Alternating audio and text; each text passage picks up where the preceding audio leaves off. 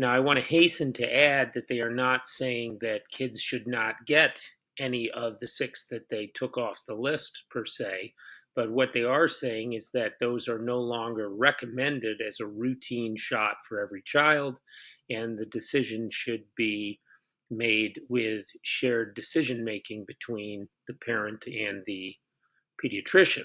They do acknowledge that this is essentially the way the president mandated this, is that he wanted Kennedy, Secretary Robert F. Kennedy, HHS Secretary, and his people to look at other developed nations that have much shorter recommended pediatric vaccination lists, and to bring the United States closer into agreement with those nations. So basically, the existing mRNA platform shots are coming off the recommended schedule. And I think that's a big plus. And it is low hanging fruit because they're respiratory viruses that we shouldn't be giving to little kids all the time. Vaccines or shots, I should say, because the mRNA shots are not vaccines. But these are shots that kids shouldn't be getting every year anyway. The evidence is growing that this mRNA platform is extremely dangerous. Cancers may be the main thing, but it's not the only thing. And I've seen, there's no question in my mind anecdotally that I've seen a significant rise in cancers in my patients.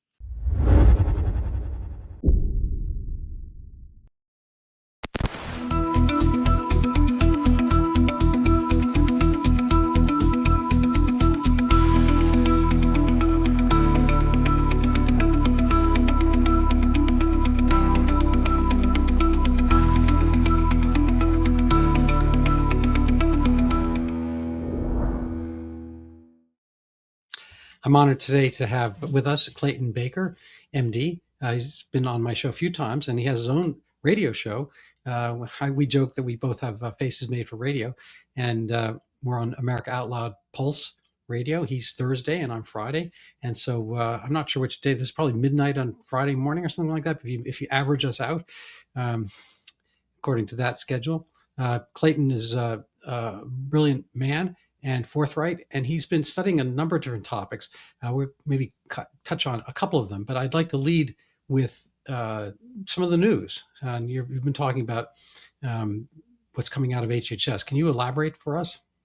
Yes. First of all, thanks very much for having me, Randy, at the beginning of the new year. It's very nice to see you again. It's been a little while, but it's always a pleasure to be with you, and I hope this is useful to your listeners.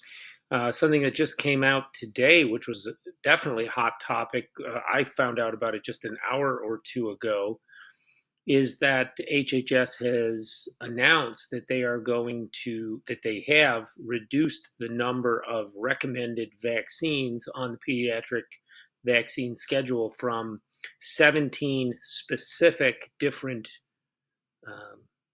antigens, 17 specific vaccines, down to 11. Now, I want to hasten to add that they are not saying that kids should not get any of the six that they took off the list per se, but what they are saying is that those are no longer recommended as a routine shot for every child, and the decision should be made with shared decision making between the parent and the pediatrician, which, of course, strikes some of us as the way it always should have been to begin with, and should be for the other 11 that remain. But here we are, and we are moving in that direction. So that's the big news. And of course, certainly within a couple of hours, but maybe within a matter of minutes, we have items coming out in the press, most of which are hostile to the administration, decrying how this will result in the titular or real end of the world. And in addition to that, they are stating that, giving a number of reasons, which to me seem kind of harebrained as to why this will be. And they do acknowledge that this is essentially the way the president mandated this, is that he wanted Kennedy, Secretary Robert F. Kennedy, HHS Secretary, and his people to look at other developed nations that have much shorter recommended pediatric vaccination lists, and to bring the United States closer into agreement with those nations. Now, one of those nations prominently is Denmark, and they immediately said, well, Denmark's a tiny little country of healthy white people that are rich, and we're this giant mess of illegal immigrants. And which of course means nothing. We're all still human beings. And then they neglected to say that one of the other major countries involved was Japan, which has 120 million people. So it's a very large country population wise. And some time ago, made a decision to move the majority of their pediatric vaccines to after the second birthday, which of course had huge health benefits for their population. So we're in this sort of, as we speak right now, we're in this period where this has just come out and everyone's jockeying for position on whether Kennedy has done something good or whether Kennedy has done something very, very bad. So I suppose before we talk theoretically, can we? Did you get the list of the players who didn't make the cut? Yeah, in terms of the vaccines, sure. And if you'll forgive me, I will refer to my phone because I don't want to get them wrong, but I do have them here. And so the ones that have been removed, I'm going to go to this one article. Before you do that, while you're doing that, just to fill the dead space, I like people to remember that it was not so long ago that we did not have this number entirely. I'm an old now. I'm still below 70, but getting there. And in my cohort, we all lived. We lived healthy lives.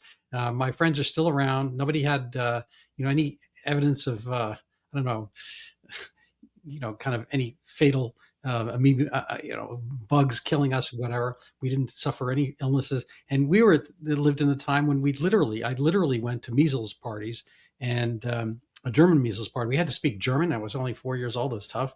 Just kidding. And chickenpox parties. So we did that. It was like a kind of a cusp of the vaccine era, and we all survived. And probably better as far as the full immunity goes. So who are the players? So I'm going to just read from this article from Stat News, which is, to my best assessment, essentially a 100% pharma mouthpiece. But hopefully the facts are straight, and I think this is correct. The updated schedule recommends that all children continue to be vaccinated against diphtheria, tetanus, and pertussis. So the DPT, the old-fashioned DPT, which would have been one that both you and I would have gotten, remains. Pneumococcal disease, polio, measles, mumps, rubella, HPV, and varicella. However, HHS will only recommend a single dose of the HPV vaccine as opposed to two. Now, the ones that didn't make the cut, and I'll go back, I have a couple of comments, a couple of thoughts myself on the first, that first group that still survives, if you will. Meningitis, hepatitis A and B, dengue, and respiratory syncytial virus vaccines will only be recommended for high-risk groups. Currently, dengue is only recommended for children who've had a previous dengue infection who live in a high-risk area such as Puerto Rico and American Samoa. Parents will be able to choose to get their children vaccinated against rotavirus, COVID-19, flu, meningitis, and hepatitis A and B under shared clinical decision-making. So let's take dengue out for a minute because dengue is really kind of an outside That's the one player. I know a lot about. And yeah, right, exactly. The only thing, you know more about Zika than maybe anyone else on the planet, but dengue's up there. And interestingly, just as an aside, there's this guy by the name of Jernigan, Jernigan, who is their quoted source in this article that came out almost immediately. I'd never heard of the guy, and I know most of the players in the vaccine wars now, at least most of the major players. I'd never heard of this guy, which may not mean anything, but they describe him as being a former CDC official in emerging infectious disease. And my devious little head immediately thought this guy must have some money in dengue vaccine because he's clearly not happy with the results here. But dengue is an outlier. It's not one that we're going to recommend for most people. But I think it's important because I think you take dengue off, and now they're not going to start pushing for there's none of these sort of exotic tropical diseases on the list, and I think that's important. I think the other thing, it should be a no-brainer that no kid, frankly, no person needs a COVID shot at this point in time. No, I don't think kids need an RSV shot. The babies get sick with RSV. There's no question about it. They never should have been messing with those bonobos at Fort Detrick back in the 40s and let the stuff get out in the first place. This, again, it's another lab leak problem. That's what RSV is, in case people don't know. It's another story for another day. But RSV can be a problem, but kids are properly treated for RSV. They do just fine. This shot is an mRNA shot. A baby coming out of the womb does not need an mRNA injection, in my opinion. And and the flu. Okay, now the flu, you can argue one way or another on it, but the reality is, Randy, which I think is important, is they took all three of those recurrent. Well, RSV is not recurrent shot. The other two are, though. So you're talking about a vaccine burden, a dramatic reduction in the vaccine burden for these kids, because they're not necessarily going to get a flu shot every single year, and they're not necessarily going to get a COVID shot every single year, and they're not going to get a COVID mRNA shot every single year until they're 18 years old, and they're not going to get an RSV mRNA shot once. And if you look at where they're trying to go with the flu shot, Pfizer and so on are trying to make the flu shot an mRNA shot. So basically, the existing mRNA platform shots are coming off the recommended schedule. And I think that's a big plus. And it is low hanging fruit because they're respiratory viruses that we shouldn't be giving to little kids all the time. Vaccines or shots, I should say, because the mRNA shots are not vaccines. But these are shots that kids shouldn't be getting every year anyway. But I think taking this existing mRNA platform away from these kids, I think, is a big deal. So that's one thing that I jumped at right away. I think the other consideration for this, and I think this is really kind of interesting, is they took off the low hanging fruit in terms of dengue, as we mentioned, in terms of the second HPV shot. Now, a lot of people who've had problems with HPV shot, it was on the second dose. So this makes logical sense, and there is a background for this. I was actually involved in a court case on this. So, despite what you may read, if you read the New York Times or you read Stat News, there is a rationale for this. So I think that they're doing some really good things here. I would have said, and I got on a little chat before you and I spoke. I was speaking with Merrill Nass, who's been at this for 25 years and knows forgotten more about this than you, me, and Albert Bourla will ever know. And I said, they should have dumped HPV altogether, and they should have dumped the varicella shot altogether. And she said, agreed. And it was like, I'm not sure about the varicella one, but I just think the HPV is kind of a harm reduction salad, if you know what I mean. For people who are unfamiliar with the term, harm reduction sounds great. It's not, affirmative action sounds great. The left seems to capture the best kind of phraseology, but harm reduction is the concept that you do something because you can't do something else. You can't actually stop the certain behaviors, so you just kind of go with the flow. So a prime example is condoms in middle school. So you might have at the main desk, you might have, I don't know, candies or hall passes and condoms. Bowl of condoms instead of trick or treat, because God knows you can't tell 13 or 14-year-olds not to have sex. And so harm reduction brought us needle exchanges, free needles. In Portugal, there's like free heroin. If you have an addiction, they basically facilitate it because they don't want you to do that thing dangerously. You're on heroin, they don't want you to overdose. So all the police here have, naloxone, that kind of stuff. This is all part of the concept that's called harm reduction. And again, you get into a lot of arguments. People scream at you like, oh, you want to kill people if you withdraw some of these things. But what has happened is inevitably when you sort of encourage something, you get more of it. It's not quite an incentive to have naloxone, but when you take away some of the guardrails, you get certain errant behaviors, and it's implicitly accepting. So HPV, is this concept that, oh, you can't stop people from getting, young girls from getting genital warts. Well, in a sense you can, if you have considered sex, if you follow, say, Catholicism and, Orthodox Judaism, whatever, you wait for the right moment, you're not, whatever. But we have a society where people, can't say no. And and it's not even like the warts per se, it's the risk of cervical cancer. And, there are tests for that secondarily, pap smears and whatnot. So it's kind of always seemed like a tenuous thing. And when you push it at a young age, it seems like, well, if your 14-year-old girl's like, why am I getting, if the 14-year-old girl's curious, why am I getting this? Or younger, or whatever.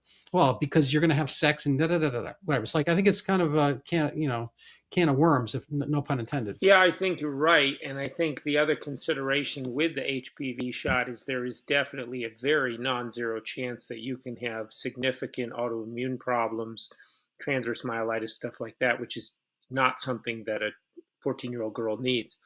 The other thing is that when you start, you said as a harm reduction, which I think is a great way of thinking about this particular shot, you got now they're talking about, now it's recommended for guys too. Well, guys don't have a uterine cervix. And, penile cancer, even if you're exposed to HPV, is exceedingly rare and it doesn't kill anybody. And, they even went through, there's some evidence, I don't know it for a fact, that the whole Michael Douglas, cunnilingus kind of thing was all a ploy to get people to get the HPV shot. So it's all really a bunch of nonsense, and they don't need these shots. And I think one of the things, I put a recent article out on a series of articles out, one of which was commenting on these multiple simultaneous injections that kids get, and the antigenic burden of a kid at 6 months if they follow the previous schedule is unbelievable. They'll get 6 different shots in one visit. And, of course, Paul Offit said you give him 10,000. Yeah, well, you're going to kill some of them. But, he doesn't care about that, apparently. But the kids would have catch-up visits. The WHO and Bill Gates put out this thing in 2022 called the Big Catch-Up. And I'm not talking about Heinz ketchup. I'm talking about, catching up if you're behind on your vaccines. And so people come in, they get 6, 8, 10 shots. And it's well documented that particularly baby girls, and particularly African-American baby girls in the United States, there's a significant number of cases where they're just found dead in their crib the next day, or 3 days later, or 4 days later, when they get 6, 7, 8 shots at once. So just reducing the antigenic burden, the number of shots that they get in one visit, is beneficial.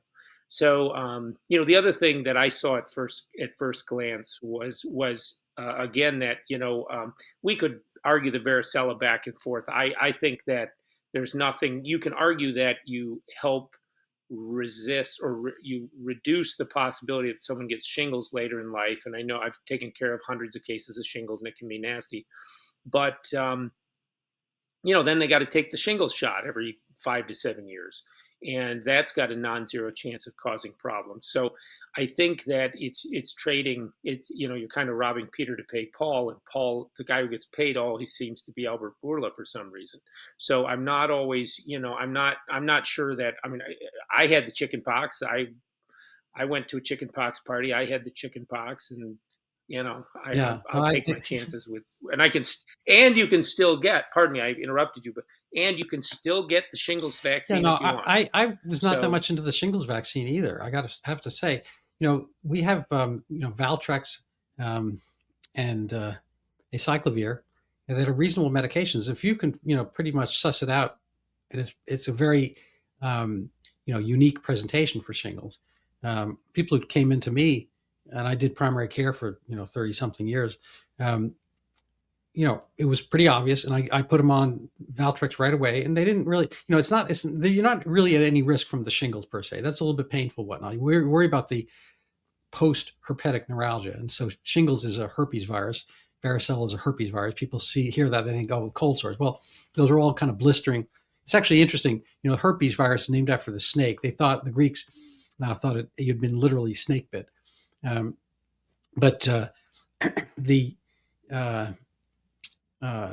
herpes comes and goes and comes and goes. And when you have the chickenpox, it's similar in that it goes away for a long period of time. Usually comes back just once. They're saying maybe more than once, but I've only seen singular episodes of shingles in people. And if you give them the Valtrex pretty quickly, they don't really have, it kind of goes away just like cold sores do. You don't get that post shingles pain, which is the thing you worry about. That's because it lives in the nerve ganglion. It's kind of like I call it bungee jumping. It sits in the nerve ganglion for a long time. And then all of a sudden when you're body's paying some attention to something else, it kind of bungee jumps down and has a party down on your lip or whatever. But I just, I have not personally gotten a shingles vaccine. I'm curious, maybe if you have or not, or whether you recommend, as we get turned to our kind of dotage, whatever. I mean, historically I got, every flu shot that came out year after year after year after year when I was in primary care, because I would see people with flu like all day long, 4, 5, 6, 7, 8 people a day, during the peak seasons. And I found when I didn't get it, I was getting sick, and I was running a solo medical practice, and it wasn't really a good look or good financially for me to miss work. So I would get them regularly, and I think on an anecdotal, personal basis, I think they work. The years I think I took it, the years I know I took it, I don't think I got as sick as the years I didn't take it. But now that I'm older, I'm reasonably healthy. I don't smoke, but I'm athletic, play tennis, all this kind of stuff. And I have not been getting them lately. And I also have noticed kind of the verging and merging with the mRNA, platforms for them. I know you're treating people. I imagine some skew elderly a little bit. What's your kind of flu shot advice on a separate basis? Yeah, so I don't want to give your listeners advice over the screen, but if someone came to me and asked, the first thing is it just to take a step back. It amazes me to think that, what do they call it, shared decision making, which I always think of as basically being informed consent, is so scandalous. I mean, I don't say to anybody, time for your flu shot, roll up your sleeve. I say, we have the flu shot. If you're interested, I can give it for you. If you have any questions, I can answer them for you. And that doesn't sound like much of a difference, but I believe it is a difference. The second thing I would say is that my personal view, having gone through the COVID era, is that I believe that the mRNA platform itself is a fundamentally unsafe platform. I don't think there's any question about that. And I think that you can judge that in part based on the evidence that's out there, and by the response of the pharmaceutical industry to critiques about its safety. So, for example, this is also something that just came out in the last couple of days. There is a woman who works at Tufts University Medical Center, cancer researcher, and I'm going to get her name just right. It'll take me 10 seconds. I just want to be correct. Her name is hold on, give me 10 seconds. It's Cooper Wasser. And she wrote an article with another researcher, another mainstream researcher in the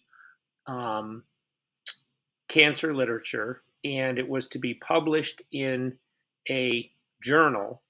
And that journal has been hacked by a well known science hacking organization. I guess there really is such a thing, and they have taken down that whole website for the mainstream journal that um, was trying to publish it.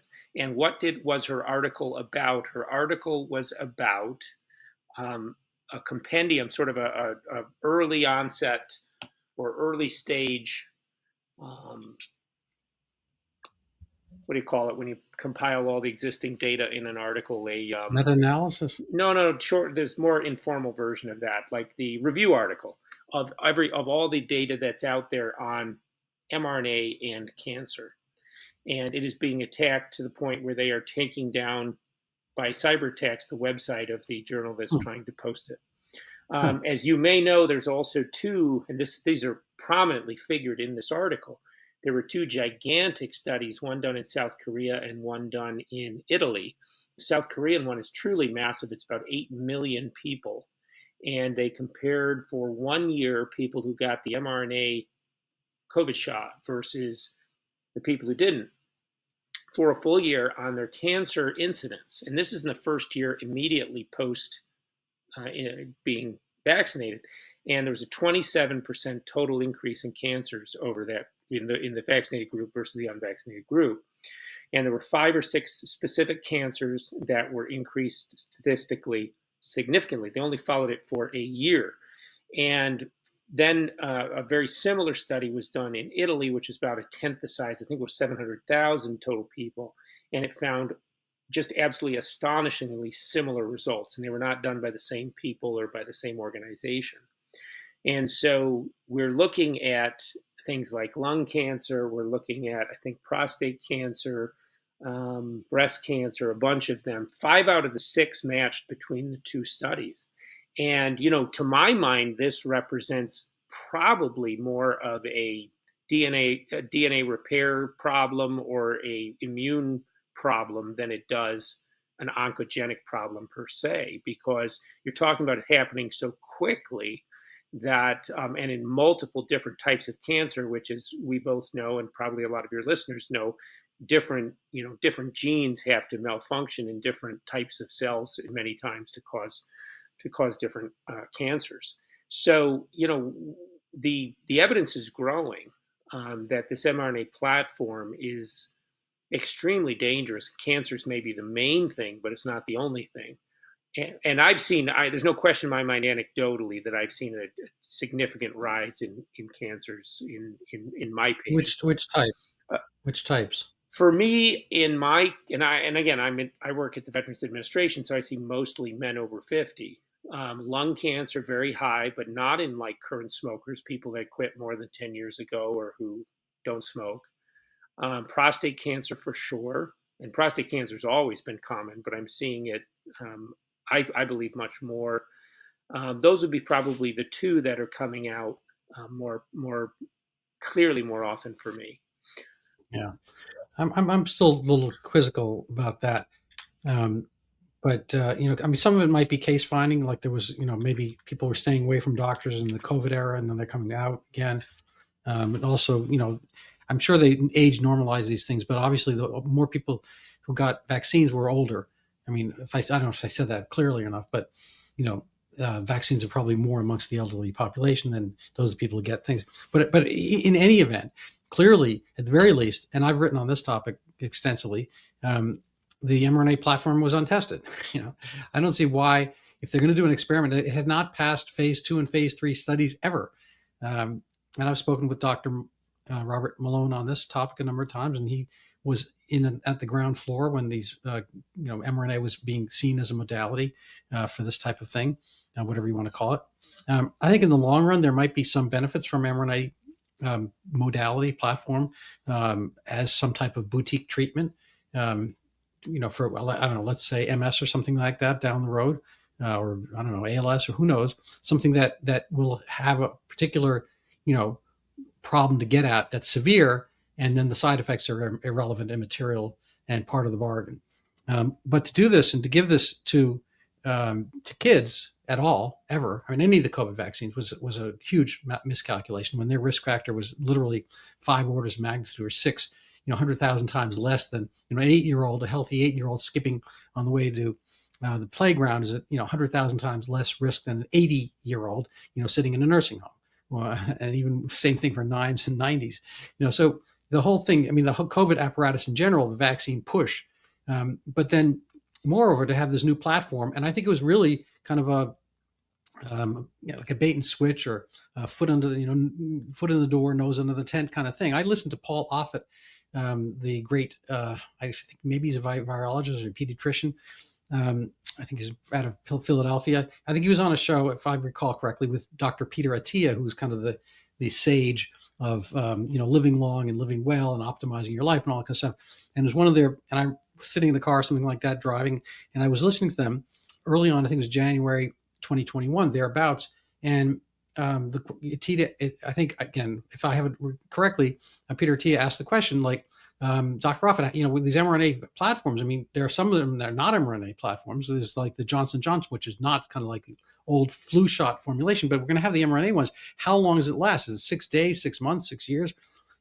And Offit said, I don't know. I don't know if it's 6 days, I don't know if it's 6 hours, 6 days, 6 weeks, 6 months, 6 years. I don't know, but it's all for the good, blah, blah, blah, because this thing's so dangerous. And I think they just miscalculated on a number of different levels about that.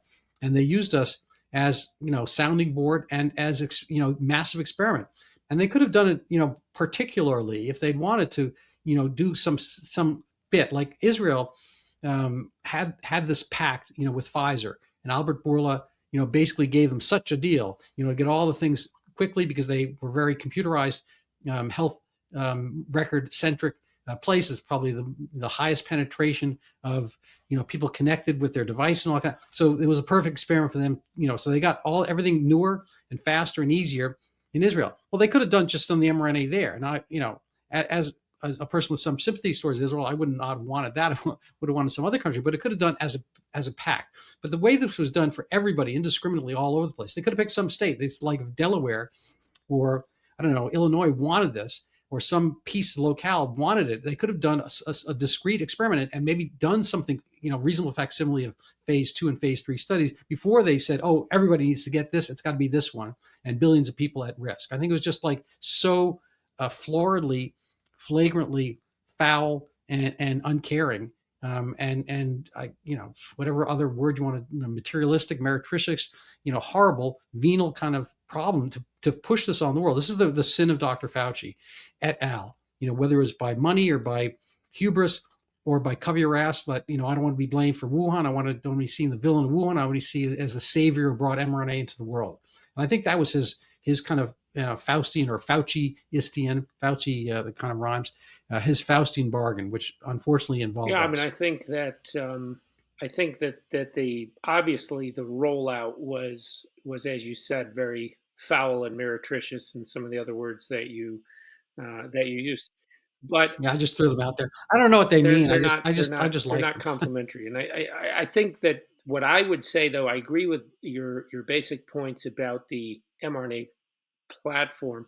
I think we have to switch. We have to transition in our minds from the COVID mRNA shots and the mRNA platform as a whole. And I would agree with you that theoretically, as a boutique drug for an orphan disease or something, it's possible that the mRNA platform might have utility, or some variant of the mRNA platform. One of the things, though, that I think that, to my mind at least, this reiterates, though, is that it's a gene therapy. It's not a vaccine. And now they're saying, well, vaccines for arthritis. No, 1,000 times no. Okay, that's all National Childhood Vaccine Injury Act bullshit. We're going to call everything a vaccine because then you can't sue us when it kills you. That's a good point. That's really great. That's a great line. I got to keep that line. Which one was that? So they don't sue us when it kills you. That's really good. Right. I mean, it's absolutely true. There's no vaccine for arthritis, and I saw that coming out. That's nonsense. That's I mean, that's not even wordplay. That's just lying. I mean, that's just bald-faced lying. And so what I would just offer to people is, I would say, look, it falls under the fool me once, shame on you, fool me twice, shame on me. We look through the last 5 years. How many times did Paul Offit, Anthony Fauci, Albert Bourla, the guy at Moderna, I'm forgetting his name now, Bancel, Walensky, any of them, how many times did they look us in the eye and tell us the God's honest truth? Or did they say, I just don't know? We honestly don't know. I would say they probably said, we don't know. I've heard Fauci say that once or twice, and I've never heard him tell me the truth, God's honest truth. They lied. So here's my question, though, Randy. Yeah. How many times does someone lie to you before you don't believe a damn thing that they say to you under any circumstances? This is the old Friedrich Nietzsche. He said, I'm not mad that you lied at me. I'm mad at you because I can't trust you anymore. We should not trust anything anyone working on the mRNA products does, because they have you said it yourself, they systematically, with all those negative adjectives, lied to us for 5 years. And now we're going to say, well, maybe it's good for this. I don't believe it. And frankly, I have a lot of people that gave up a lot of, look at what Peter McCullough gave up. Look at what Mary Talley Bowden gave up. Look what those people lost trying to fight these people. And they're still fighting to this day. And yet we're going to turn around and say, well, maybe it's good for this, or maybe it's good for that. I'll tell you something. I'm not saying you're saying that, because I don't think you're quite Yeah, saying that. But I'm saying, look, Pfizer. I've written this many times. Pfizer has over $11 billion in criminal penalties. Criminal penalties. These aren't. They didn't do something quite. They didn't dot the T right. They've been found guilty of breaking the False Claims Act in the United States 22 times since 2000. Found guilty. Now, how many times did a False Claims Act violation in federal law means you defrauded the United States government and got caught doing it. So they have they've right. been caught defrauding the United States government almost once a year for the last quarter of a century, and they paid to the tune of $11 billion in criminal penalties. That's a criminal organization. That's not a business. That's a criminal organization. How is it not? If they were Well, dealing fentanyl, why would it not be a I, criminal I organization? yeah, no, I'd have to look at those things in particular. I do know that Well, government what do you have sometimes. to look for? I mean, Well, I think the government can go after certain. There's an aspect of lawfare. I do think that Viagra was a good drug. I think Lipitor was a reasonable drug, um, and they're both from Pfizer. And I think that they're in the business of making pharmaceuticals, and they'd like to make things that work. Now, when you look at right now the Somalis with the daycare centers, some people blame them. The Somalis, they're on welfare. 80% are on welfare. They haven't assimilated. Blah blah blah. But it's like, dude, Tim Walz, et cetera, made this happen. So the Somalis were just taking advantage of a situation. So you can blame the Somalis, but they're just trying to get fed, blah blah blah, and the money's there. It's a moral hazard. You leave an empty suitcase of $1 million in the middle of the road. People are going to do something with it. It's going to make a movie, whatever. Hilarity ensues. So in this case, I think that there are probably a little back and forth between the government and any of these companies where the government can take money back when it feels like. I wrote in defense basically of Purdue Pharma, and I've got an article. And I'm not a fan of narcotics. I write them sparingly. I think they're good in the temporary, but not. I think there's tachyphylaxis. You get used to them and so forth. So I've been an anti-narcotic kind of guy, and I had my own issues over that because I didn't see narcotic addiction as a disease. Blah blah blah. I don't want to get into me, but the government when it was under fire for the opioid epidemic, they're like, oh, who are we going to blame? We're not going to blame us who basically brought methadone into existence and brought the disease model into existence. There was no narcotic addiction from like 1925 till 1965, basically in the whole country. Nobody was dying from narcotics at all. Opium, heroin, you name it. Nothing. It's like effectively zero, like rounding error of zero. And then methadone came to existence in the 70s for whatever reason. And I think it was a push, and it was kind of part of what we've seen from medicalizing, emotional issues and life issues and whatnot. And addiction became a disease. And every time we diseaseify something, we've diseaseified, anxiety, ADHD, sexual thoughts, sexual dysmorphia, all these kind of, things which, people probably have had ideas, but we didn't medicalize them. And anyway, but and I don't want to get too far down this rabbit hole. But Purdue Pharma was the the rich kid in the room. They're like, oh, you made money because you did exactly what we asked. You made this OxyContin, which was tamper proof, and that was the thing that people were not injecting. But you're there, and you're part of the thing. You got the most money because you made this boutique thing, which we made you do when we asked you to do. The only kid in the class who got the test score right. So Purdue was like the smart kid in the room. They did this adventurous thing of making various, sustained release OxyContin, which you could not inject. And they did it perfectly. But they had a lot of money as a result. And like, oh, who's at fault for the opioid? It's OxyContin. And then they got movies and painkiller. Anyway, once you kind of paint the target, in the laser tag version or whatever you want to look at it, then everyone goes after you. And so I think the government can find a target and then suck some money out of it because they want to, and they get some money in their coffers. And you can see this with automobiles and all this kind of stuff where the government can go rampant when it wants to. So I just take a little bit of that with a grain of salt, and I'd have to look at it case by case. But as far as the Pfizer during the age of COVID, I think there was, from what I understand, there was malfeasance based on misreporting, the studies not having the pre-rollout group be the same kind of cohort as what they said it was. Well, there's whole books. I'm not Naomi Wolf and Company wrote the yeah, Pfizer papers. I appreciate that. Yeah, no, I've listened to her, and I understand. I've limbed it basically, but I have not read every single page of it. But I think that there is some there. But that was part and parcel, again, kind of like the Somali example. That was part and parcel of the government, going full bore on this, warp speed, and making them, come out with something, because that's what had to be done. And the timing was essential, because the whole thing, I personally think the real virus that happened in 2020 was Donald Trump. He had been there a while, but everyone realized they could get rid of him with this kind of rear guard movement to kind of medicalize the world, put us under lockdown, be able to have a fossil like Joe Biden not have to go out and campaign, have these mail-in ballots. Every immunologic reaction was not so much against the virus, was much against Donald Trump's having a successful first term with the economy being great. The economy was taken down, like almost as fast as the World Trade Centers. It was kind of almost an act of terrorism. The whole thing was destroyed immediately. His shiny object of having a great economy, people at work, all this kind of disappeared. And then, mail-in ballots, I think, was an obvious, whether it was fraud or not, who knows, but it was clearly an invitation to fraud.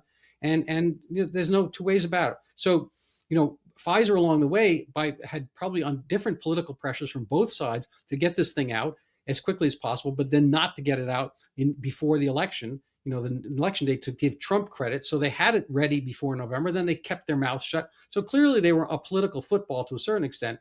And if they get fined, it's going to be a political football aspect probably as well.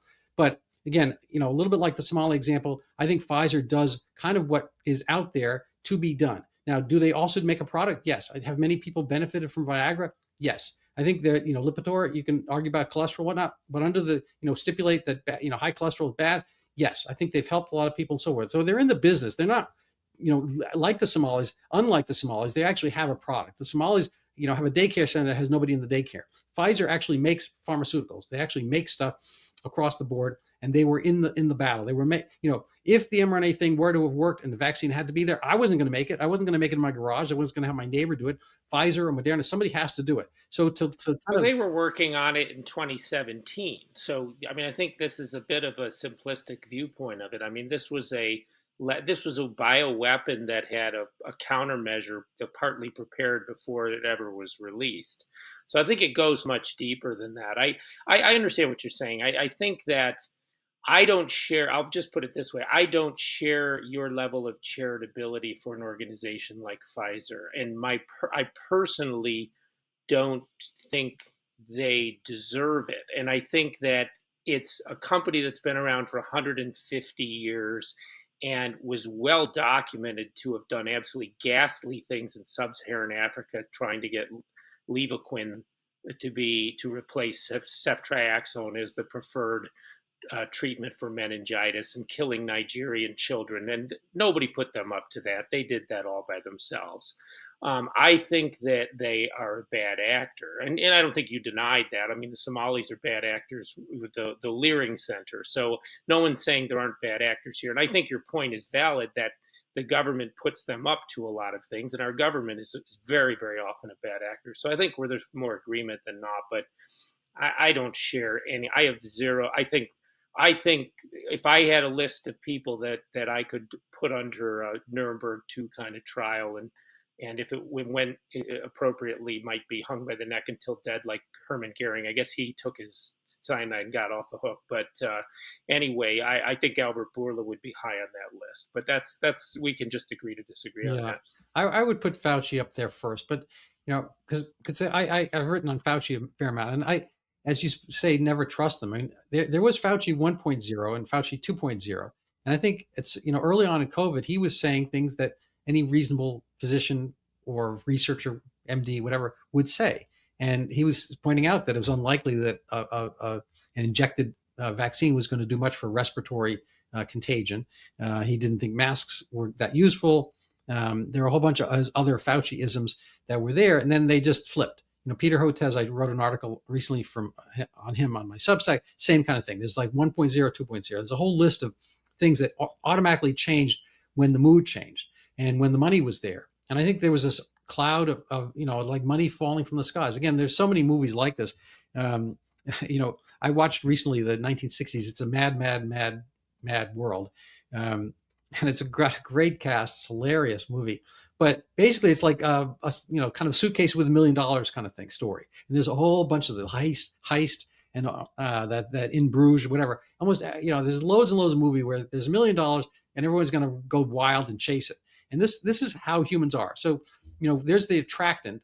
What are our major attractants? Probably sex, food, I don't know, comfort, etc. Maybe those overlap. But money is facilitated for all those things, and that's kind of like how we pursue stuff. And so when there's a lot of stuff there, then people do stuff. Again, not that it's the same kind of thing, but just circle back to the opioid thing. Part of the reason we're in the opioid mess right now is because we made this assumption that the kids coming back from Vietnam, there were some people addicted to opium from a lot of stuff that in Southeast Asia, not a lot else to do. They were doing opium, and a lot of them came back with opium addictions. They're like, oh my God, we have to do something. We have to start methadone, blah, blah, blah. But they didn't take into account that that's what they were doing then, and they weren't going to keep doing it once they got here, and they didn't. They got jobs. It was different atmosphere. It was punishable. It was more criminalized and whatnot. They got back, and it turns out the number of addicts who stayed addicted were really pretty much the same who were addicted beforehand, because it was a draft and they were taking the entire population, including troubled people. So troubled people do troubled things. Anyway, that's a little bit of a tangent. I kind of want to circle back. One other little tangent. I apologize. I just did an article on Atul Gawande, and he was head of USAID. And this is not really pertinent to our conversation unless I can, angle it in somehow. But his parents were super charitable, and he thinks USAID is charitable, which I do not. But one irony is that his parents were from India, and they were living in Ohio as young MDs, and they were going to go back to India, except young Atul had an anaphylactic reaction to like smallpox vaccination or something like that, and thus they couldn't go back to India. But it was kind of it was in the obituary.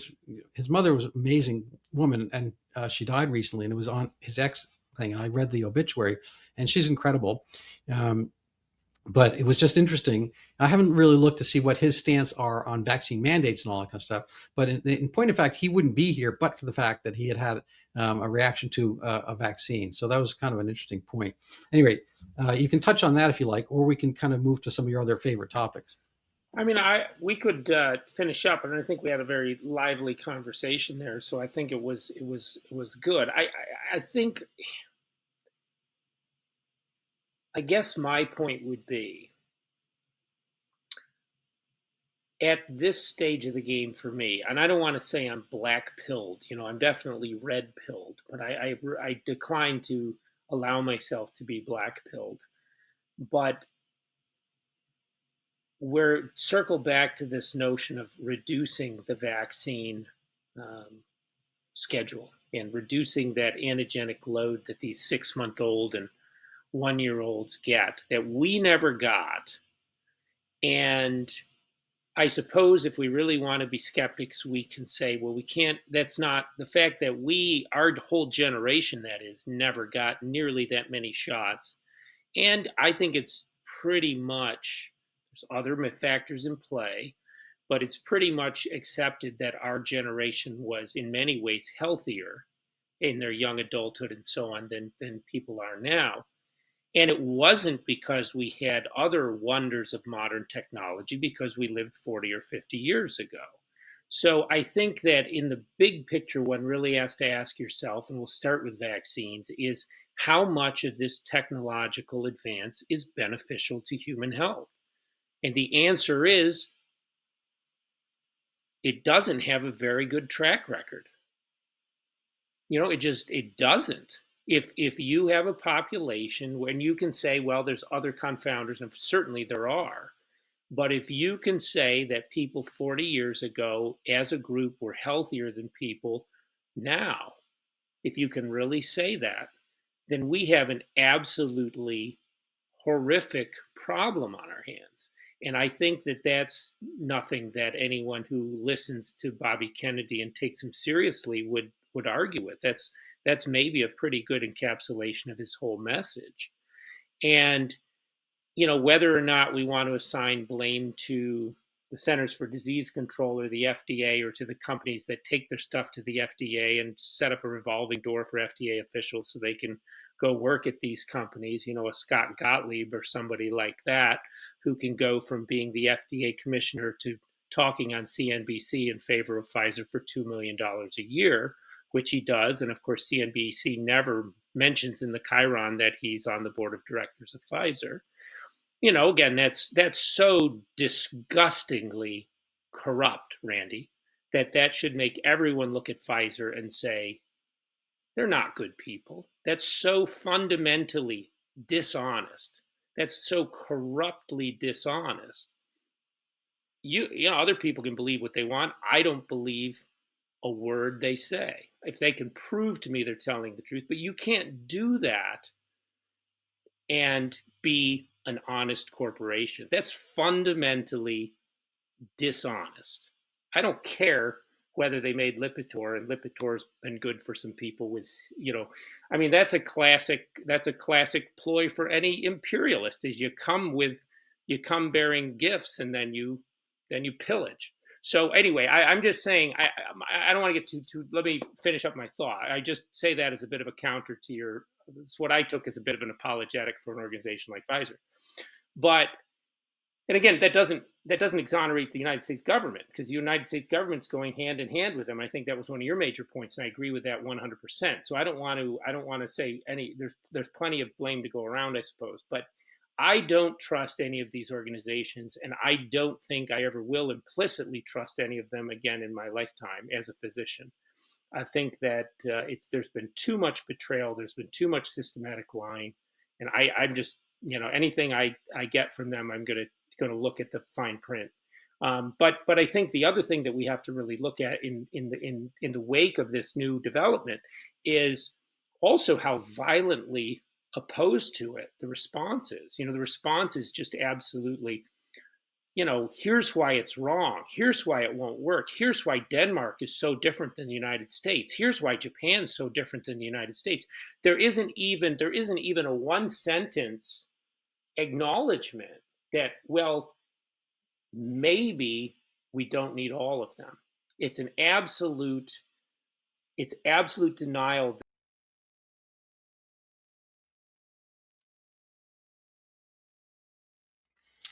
Yeah, no, it's funny. People just seem not to be able to carry two thoughts in their head. First of all, I agree with you, but almost anything you say which seems anodyne can be controversial. Like Nicolas Maduro was, extricated from Venezuela the other day, and there are people protesting in New York City, blah blah blah. And I was at services the other day, and smart people were saying, "Oh my God, is this legal?" Da, da, da. Everybody's got an answer, a question and an answer. We have a lot of time. We kind of are in a post-labor society, so we have a lot of time on our hands. What do people do with their time? They scroll through things, they hear things, they talk about things, or not, or they just, So we kind of have our economy. I mean, obviously, we still need to eat and stuff like that. There are people doing that, but we do pretty well. And we frankly live longer for the most part than humans ever did. We're taller, we're stronger.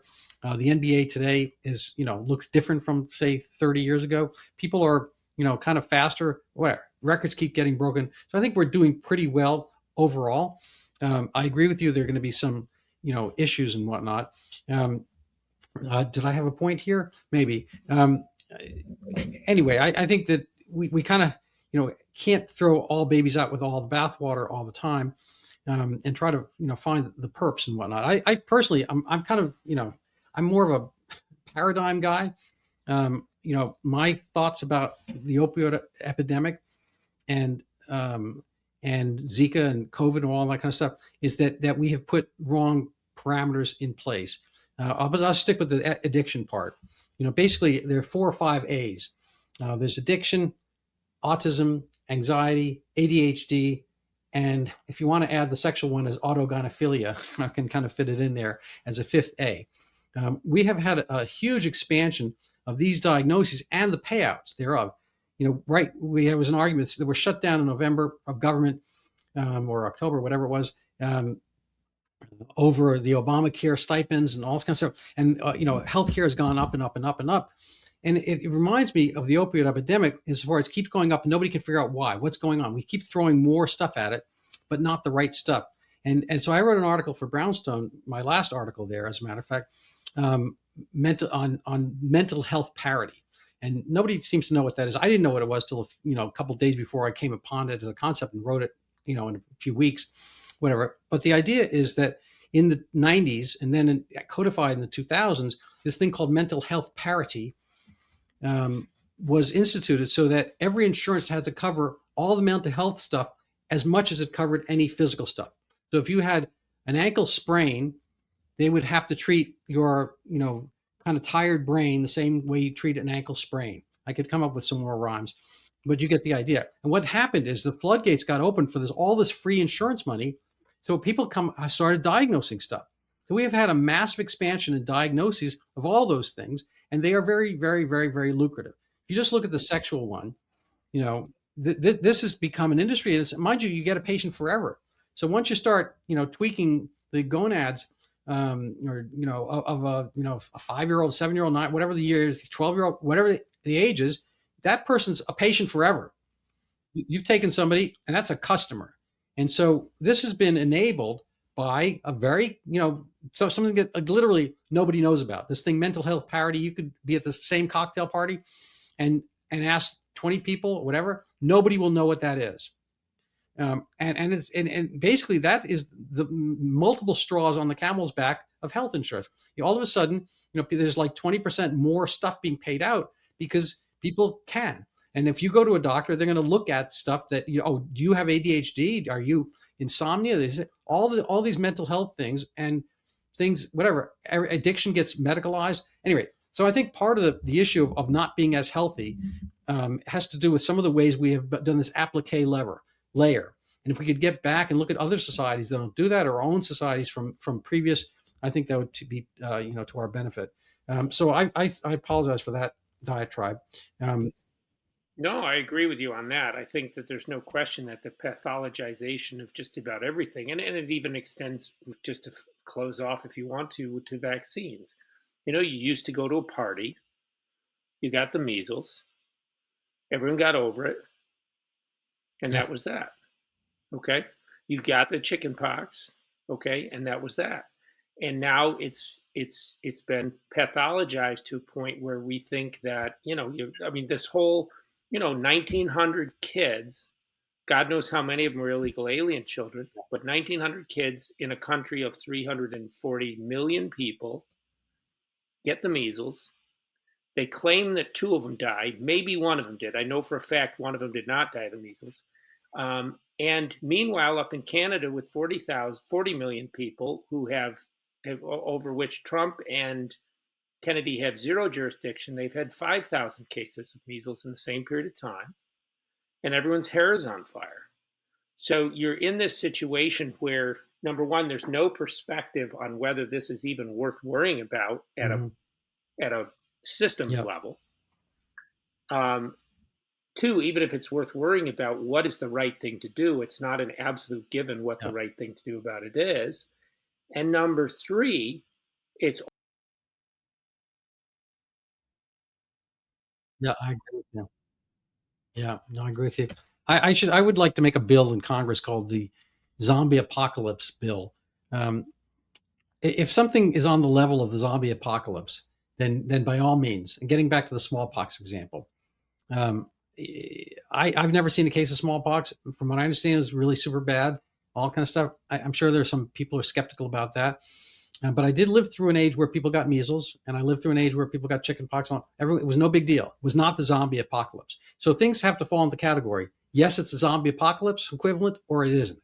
And if it's close to that, if COVID had been Ebola and it was, aerosolized, and you get that thing, or anthrax or something like that, and you get that thing, and you have Ebola. Unfortunately, Ebola doesn't transmit that way, and it's more like a meteor strike. It hits one place and then everyone runs out of the way and doesn't transmit. So all the Ebola scares disappear. They've been trying to make the Ebola pandemic scare. But if you had aerosolized Ebola, if Ebola had been COVID, then you could make a different statute and mandate or whatever. But if it's not the zombie apocalypse, please stop. We should have. Well, they did the zombie. They did do the zombie apocalypse act. It's called the Prep Act. I mean, that's what they did. And then what did they do? They created something that they told us was the zombie apocalypse. Yeah, I exactly. mean, Neil Yeah, Ferguson said it was 3% yeah, no, death exactly rate. right. So no, So those people should either be defrocked or worse. And I agree with you there. I mean, yeah. that's exactly right. Anyway, that's where we're at. All right. Well, lovely. Thank you so much, Dr. Clayton Baker. How can people find you and learn from you So you can follow me on Twitter at CJBakerMD, at CJBakerMD. And you can also, as with you, all of my stuff written on Brownstone is on the author section there at brownstone.org. And my book, The Medical Masquerade, is available on um, Amazon and Hulu and Barnes and Noble. So I encourage people to take a look at that if they're so inclined. And thanks for having me. It's always fun to have a little yeah, back and forth they with should you, definitely Randy. listen to you on America Out Loud Pulse Oh, Radio. thank you. Yes. Oh, shame on me for not mentioning that. I'm on America Out Loud. I think I'm on Thursdays at 5. Yes, and So I follow you. nice. And you have a fascinating series on geoengineering, which unfortunately we didn't get to touch on. Let's come back. I'd love to come back when you have a slow week, and we'll talk about that instead of about COVID. All right, lovely. Thank you so much. My pleasure. Good to see you, Randy.